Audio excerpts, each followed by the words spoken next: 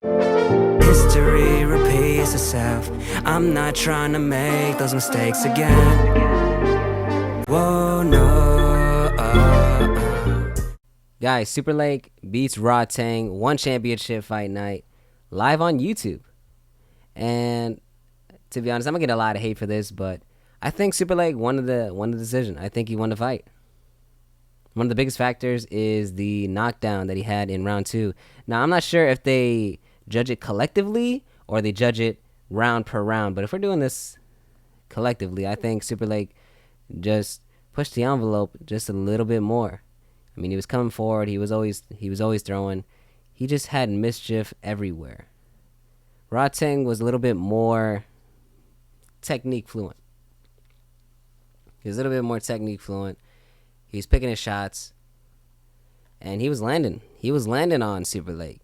I mean, he opened him up, busted him wide open, right in the forehead. He was leaking the rest of the night. But that big knockdown.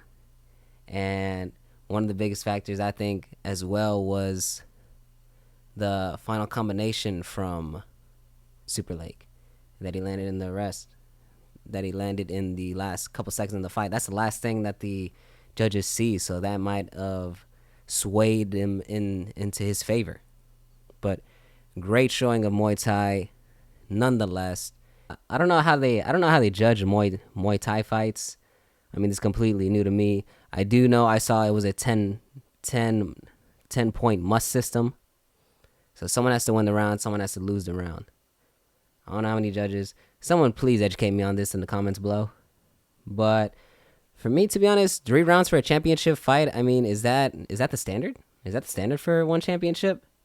And as I'm looking at the card, I see that half of the fighters have missed weight. They're at a catch weight. You know, they didn't necessarily miss weight. However, they're not making weight either.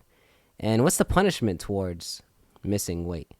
I mean, I know for the main event, I know in the main event they stated that Superlek wasn't going to get his bonus for fight of the night, and he also doesn't take the strap home for beating Rodtang.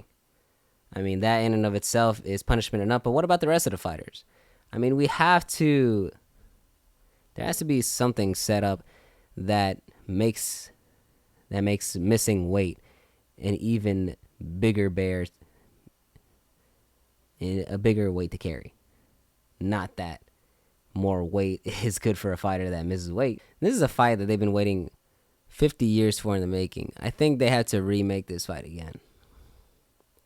This time with longer rounds. This time with more rounds.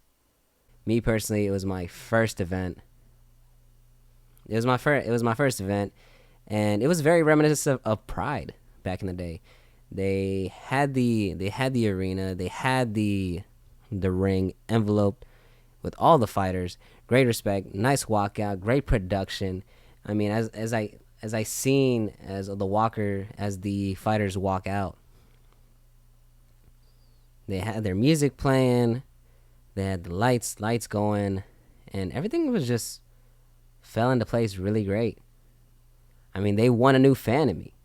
I can't wait for the next one. Now, this is a matchup that has been the biggest in 50 years of the making. 50 years, in all Muay Thai. This is the biggest one. And wow, what a show, what a performance that these two have made. I can't wait for the next one. Let me know who you thought won the decision.